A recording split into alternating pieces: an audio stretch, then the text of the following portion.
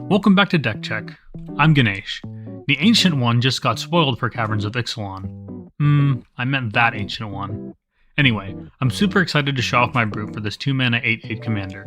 Let's get started.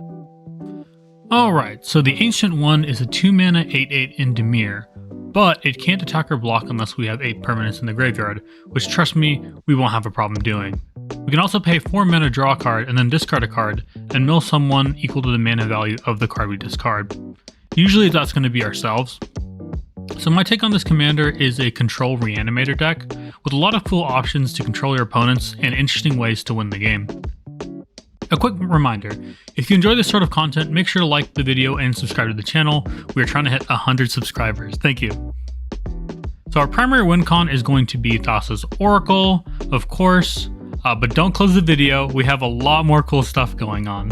So this commander is an infinite mana outlet for Isochron Scepter as well, so as long as we have one card in hand before we go infinite, we can use this loot ability to dig through our deck until we find Thoracle, or until we find a reanimate effect if Thoracle's already in the grave. So if you're not familiar, Isochron Scepter, you can exile a dramatic reversal with it, and that will just go infinite. As long as you have mana rocks that produce a total of 3 mana or more. So, moving on, another awesome way this deck can win is through Hullbreaker Horror and Tidespout Tyrant. So we're going to want to try to reanimate these two cards, and it should be really easy, especially since our commander will let them just put it in the yard with its activated ability. The last kind of way you might want to win with this deck is just through damage. So this is an 8/8. This will 3-shot someone. So definitely not a slouch in the combat damage department. It's going to deal 24 commander damage. And we also have Shieldred down here that's also going to tax our opponent's life totals, keep them from drawing too many cards, and we'll just kill them eventually.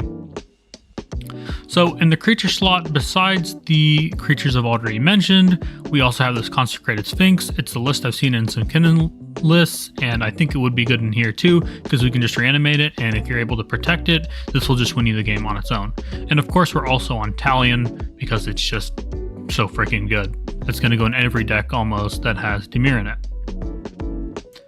For sorceries, we have a fairly standard tutor package. We also have our reanimate as well. But we also have this really interesting card here, Bitter Ordeal. It says search target player's library for a card and remove that card from the game, and then they shuffle. But it has Gravestorm, so whenever you cast this, for any permanent that's gone in the from the battlefield to the graveyard, when you cast it, it copies for that. So if we activate the ability once and discard, like, say, a Tidespout Tyrant, for example, and we have maybe Cracked a Fetch Land on that same turn, if we get lucky, we can get like 9 copies of this and make it so that no one else can win the game because we're just going to steal all their win cons. This can be super, super devastating. I also put in Yawgmoth's Will because we will be milling ourselves a lot, and we're not really on Breach, so we don't have to worry about keeping certain cards in the graveyard. So this is just very, very powerful in our deck. For instance, it's a very standard control package. A lot of interaction, some fast mana, some removal here. So nothing too crazy going on. A little tutor here, Born Upon the Wind, letting us play things at flash speed is very useful. We can try to use this to flash out a win attempt on top of someone else's win attempt. Very good. And our artifacts are all going to be ramped, except of course Wishclaw, One Ring, and Iso Rev, which we've already covered. These two need really no introduction, but something you'll notice here is there's no Jeweled Lotus. This is because our commander is really only 2 mana, and we really don't need the card in our deck. If it dies, we can just recast it for 4, and you don't really need Jeweled Lotus for that. Any of these other mana rocks should suffice. For our enchantments, we are running these two reanimate effects, so we're going to try to get our big boys in the yard, reanimate them. We're also on Counterbalance because we are a control deck and we don't want our opponents playing spells. Something else to note is our commander can actually change the top card of our library. We just activate its ability, draw a card, discard a card, and then it'll change and we can counter something else.